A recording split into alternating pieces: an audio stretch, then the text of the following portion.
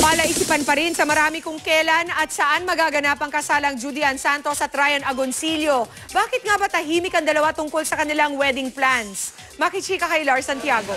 Okay na sa kayo ni Pampang. Unang araw ng shooting ni Judy Ann Santos at Ogie Alcacid para sa OMG, Oh My Girl. Kinunan agad ang eksenang nakasuot babae si Ogie. Nang makita ni Juday ang hitsura ni Ogie, natawa siya. Nagawa nila yung look na pinag-usapan namin ni Gana. Tita, na gusto mong lapitan lagi para magsabi ng problema. Yung gano'n, yung very lovable na tita na postura. Close friends ni Juday at ng boyfriend niyang si Ryan Agoncillo, sina Ogie at Regine. Kaya nga ang sinasabi ng ilang kakilala, tsak daw may role sina Ogie at Regine sa Juday-Ryan wedding. Pero nananatiling tahimik si Juday tungkol sa kasalan. Sana maintindihan ng mga tao, bata pa lang kasi ako, talagang gusto ko na ng payapa at gusto ko ng tahimik talaga na, hindi naman tahimik na baka sabihin ng mga tao, ba't hindi kayo sa sementeryo magpakasal?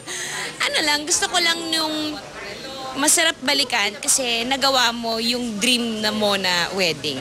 Pero nangako si Juday na hindi nila ipagkakait sa kanilang mga tagahanga na makita ang mga pangyayari sa kasal nila ni Ryan. They may not know when, but we promise na mapapanood po nila, makikita talaga nila.